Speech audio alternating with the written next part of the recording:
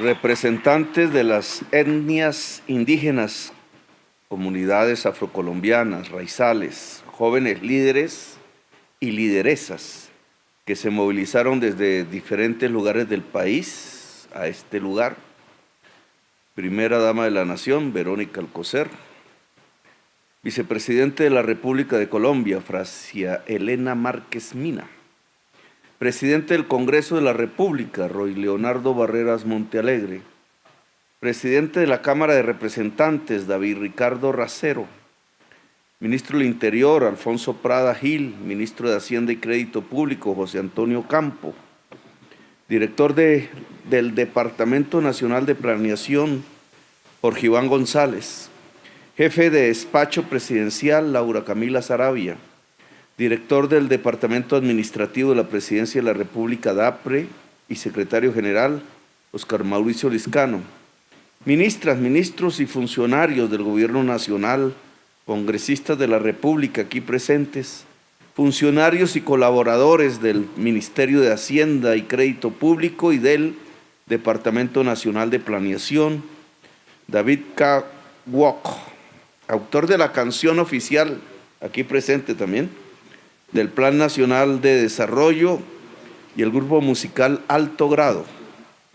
Y en general a toda la comunidad que aquí nos acompaña en este lugar que viene a ser uno de los lugares más hermosos de Bogotá.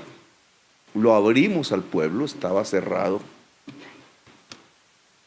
No es solamente un gesto de apertura de una calle para ver unos palacios que son los palacios del poder, sino que es también un gesto simbólico en función de mostrar que las instituciones de Colombia, que su Estado, que las decisiones públicas, llámense leyes, llámense decretos,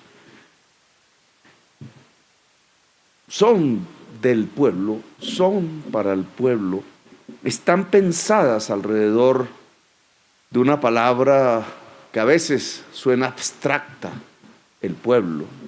El pueblo, la gente de los territorios, los que están al lado de una quebrada, de un río, de pronto aún en medio de la inundación, que ya baja su fuerza, el pueblo que trabaja, el que estudia, el que se sube al bus a estas horas del día, el que sufre las inclemencias, algunos que tienen hambre, otros, todos quizás esperanzas.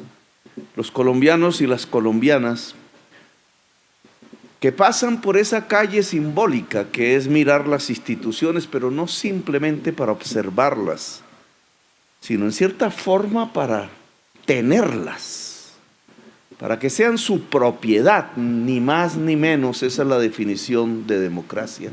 ¿Quién es el propietario de estos palacios que nos rodean, de estos espacios, de estas decisiones que se toman? Los propietarios son el pueblo. Eso se llama una democracia. Hoy quizás las angustias por la situación económica, que indudablemente en el mundo no es bueno,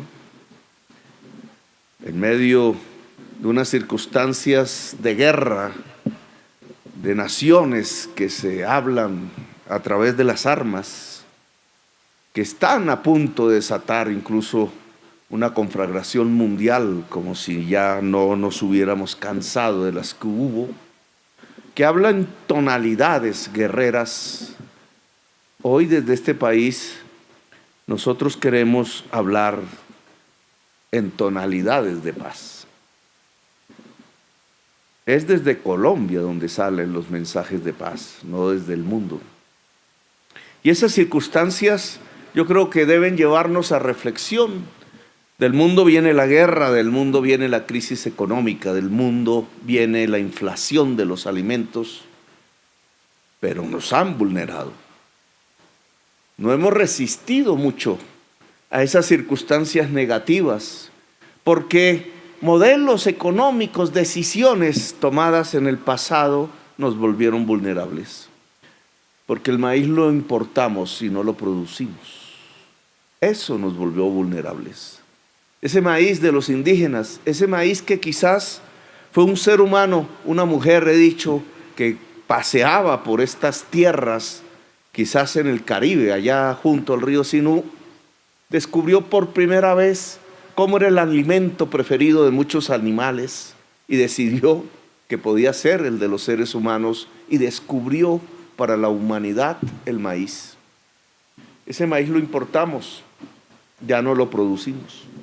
¿Qué condujo a Colombia a dejar de producir el maíz, el alimento, y a importarlo? Políticas, decisiones que no tenían que ver con el pueblo, que tenían que ver con los negocios, con ideas fundamentalistas, con ideologías que hoy se entierran ante la realidad de los pueblos del mundo. Hoy necesitamos producir maíz. Hoy necesitamos acabar el hambre de Colombia, no suplicando fuera de nuestras fronteras, sino sabiendo de nuevo hacer el surco en la tierra y producir los alimentos. Parte de este cambio que significa producir, que es la base de la riqueza, es lo que está consignado en ese Plan Nacional de Desarrollo. Cómo Colombia se vuelve de nuevo una sociedad productiva y por tanto rica. Alguien dirá, pero con este hambre andando por las calles, por los pueblos, en la vereda, ¿cómo podemos volvernos una sociedad rica? Y hay caminos que otros pueblos han andado que nos pueden mostrar en su historia. Indudablemente tenemos que coger las circunstancias actuales que nos inundan de problemas económicos. Hemos apostado en un proyecto de ley que ya se discutirá en unos días en el Congreso de la República, a que sea la economía popular, a que a través del crédito que salga del presupuesto nacional para irrigar eso que llamamos economía popular, que es la de San Victorino, que es la que llega a las calles, que es la del campesino, que es la de la señora microempresaria, que es la del cooperativista, que es la del rebusque. Preguntaban por ahí en las redes algunas de estas intelectualidades, ¿y qué significa la economía popular para el gobierno del cambio? Pues la mitad de la población colombiana conducida, casi que obligada, al rebusque. Es ahí donde creemos que podemos construir una potencialidad económica de Colombia si la empoderamos, si le damos poder en términos de capital, de crédito, poder en términos de espacio, de tierra. Tierra para el campesino, sí, pero fibra óptica para toda la población, que es la nueva tierra del siglo XXI. Si le damos poder en los saberes, en la educación. Es así como podemos reactivarnos económicamente y de manera permanente. Es que al combinar como en un sancocho ese capital que se puede entregar, esos espacios y esos saberes, es que sale una sociedad rica. La sociedad rica no es la que se mata entre sí, como nos han convocado en las últimas décadas. Esa es una sociedad pobre y repobre. La sociedad rica es la que amplía los espacios del conocimiento, es la que amplía los espacios para producir, es la que amplía los espacios en donde el capital no sea para 10 personas, sino para millones de colombianos y colombianas. Esa estrategia de reactivación la verán en el proyecto de ley de adición presupuestal y la verán de manera muchísimo más profunda en este Plan Nacional de Desarrollo.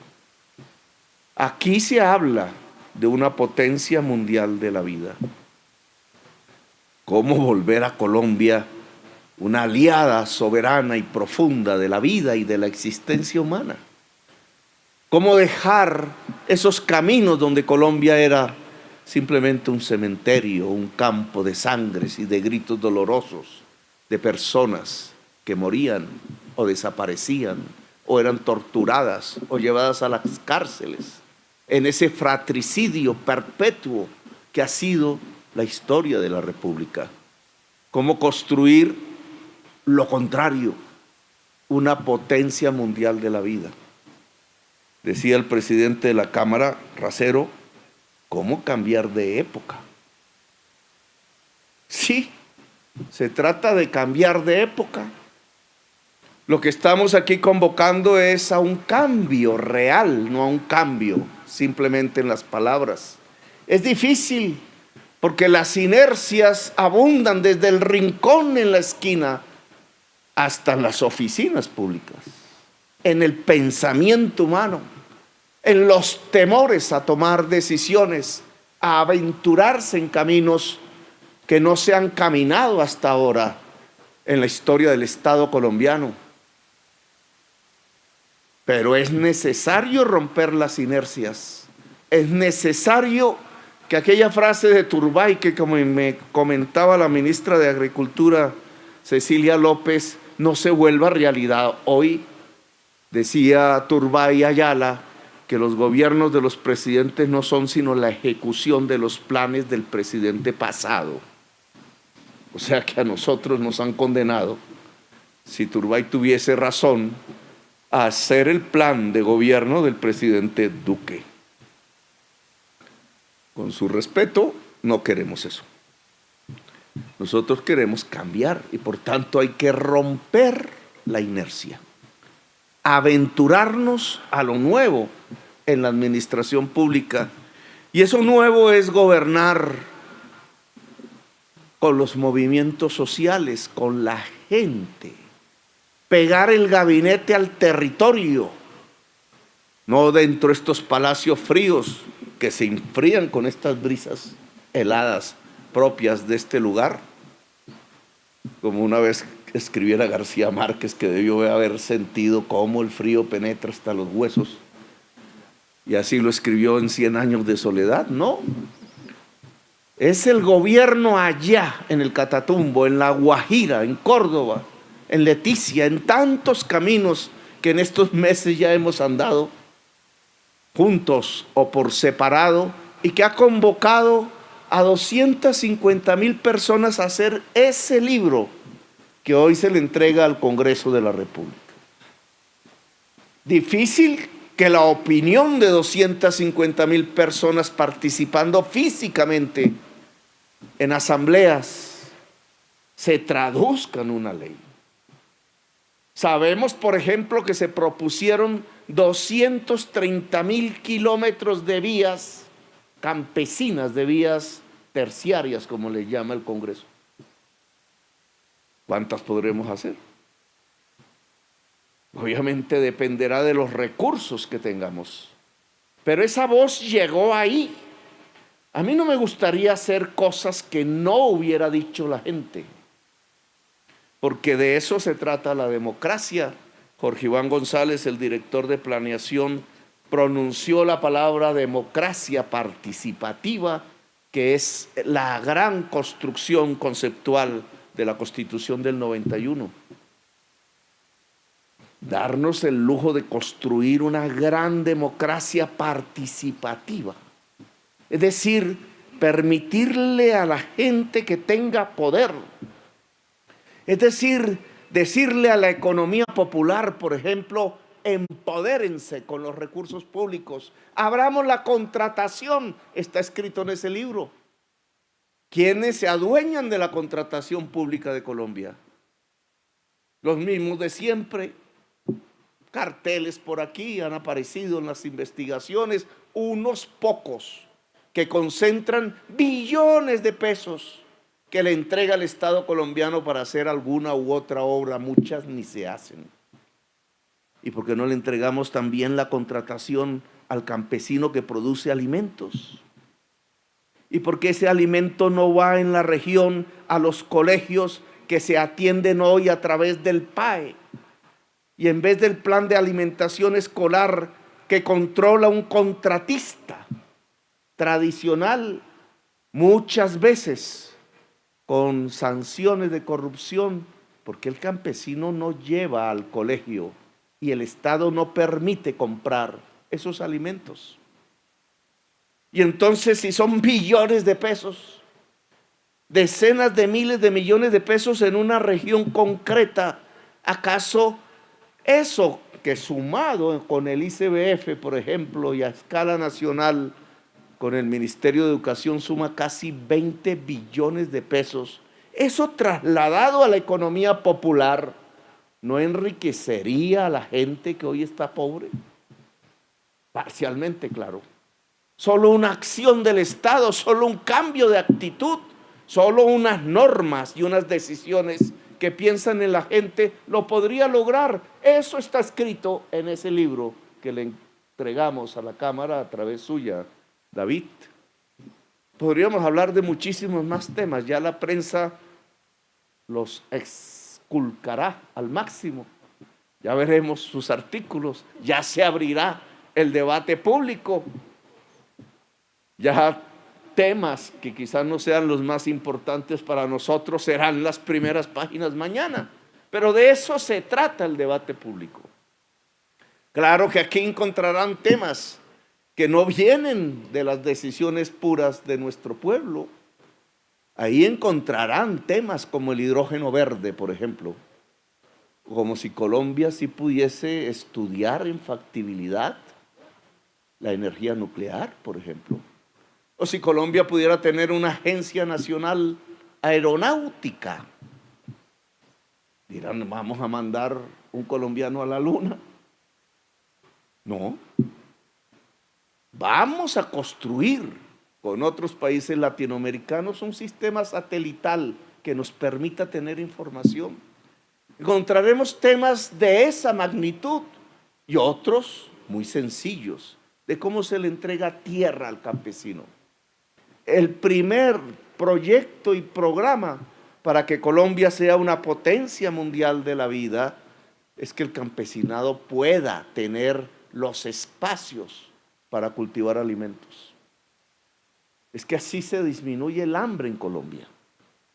Ahí hay una partida que estará en el presupuesto de este año de 5 billones de pesos para comprar 400.000, 500.000 hectáreas, ojalá podamos, que de grandes hacendados, tierras fértiles, pasarán a decenas de miles de familias campesinas. Yo a eso le llamo justicia social. En el discurso de posesión hablamos de estos muchos temas que configuran la justicia social.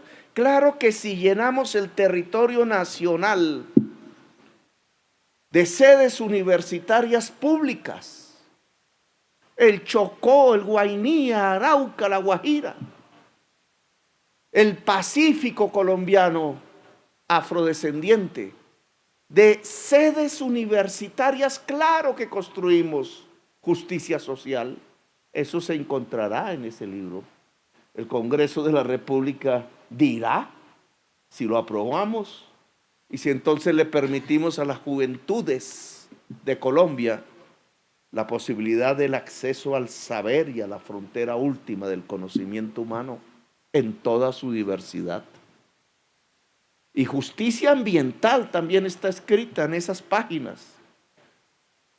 Burla sobre la transición energética, pues allí encontramos cómo podríamos poner en los techos de las casas del Caribe y de las zonas de alta radiación solar paneles solares. ¿Cómo podríamos abrir el país a una inversión extranjera?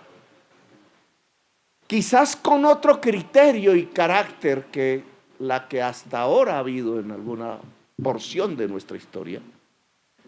Aquí estamos hablando e invitando a los capitales extranjeros a construir la red férrea nacional.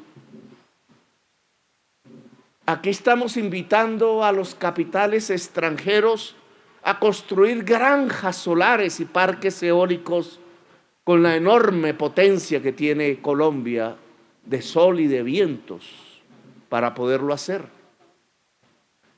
Aquí estamos invitando al capital extranjero a hacer grandes plantas para producir hidrógeno verde, que es la conjunción de la electrólisis del agua dulce con energías limpias. Lo podemos hacer en grande. Podemos utilizar nuestros puertos para que los cargueros que dejarán de cargar carbón, porque la humanidad tiene que separarse de los combustibles fósiles, empiecen a reemplazarlos por los limpios, como el hidrógeno verde. Desde el panel solar en una casa campesina hasta la gran factoría, quizás la más grande de América Latina, ojalá podamos, para producir hidrógeno verde, está contemplado en ese libro. ¿Cómo ordenar a Colombia alrededor del agua? ¿Cómo un invierno, que quizás los que siguen serán peores que los que hemos vivido si la crisis climática continúa? ¿Cómo esos inviernos no nos matan a la gente? ¿Cómo es posible que aún repitiéndose las inundaciones en los mismos lugares, siga muriendo gente cuando lo que tenía que hacerse era reubicar la población en zonas de bajo riesgo y no de alto? ¿Qué ha pasado en Colombia para que en 10 años los pueblos no se reubiquen? Las poblaciones campesinas no lo hagan, los barrios en las laderas peligrosas sigan ahí, cuando se sabe que el próximo invierno derrumbará la montaña e inundará los valles con el agua de los ríos crecidos, porque esa es la crisis climática. Bueno, ¿cómo hacerlo? Está escrito en esas páginas a consideración del Congreso de la República. Cuando nos posesionamos como el gobierno de cambio, dijimos: la justicia social y la justicia ambiental son la base para que Colombia sea una potencia de la vida. Pues el Plan Nacional de Desarrollo, que se llama Colombia Potencia de la Vida, está constituido de una serie de páginas, de palabras y de artículos que las llenan, que se dedican a cómo construir justicia social y justicia ambiental en Colombia. Se abre pues la discusión. En esta Colombia de bellezas, también la democracia es posible. Es más, yo diría, la belleza es más bella si existe la democracia. Ahora pasamos a la democracia representativa. Un tiempo.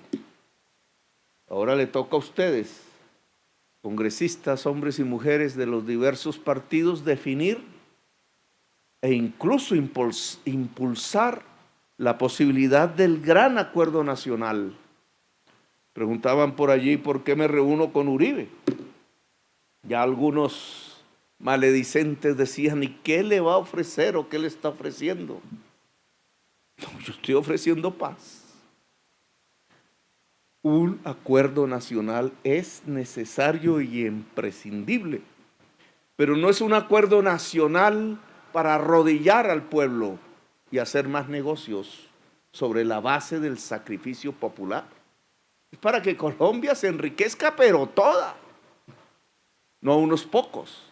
Es para que las reformas permitan que los derechos se garanticen hasta el último colombiano. Es que me puede ir a mí muy bien con mi sistema de salud, indudablemente. A mí me va bien, me han curado, me he salvado incluso en alguna oportunidad un médico la vida en una prestigiosa IPS, no EPS, pero no me puedo quejar de ello.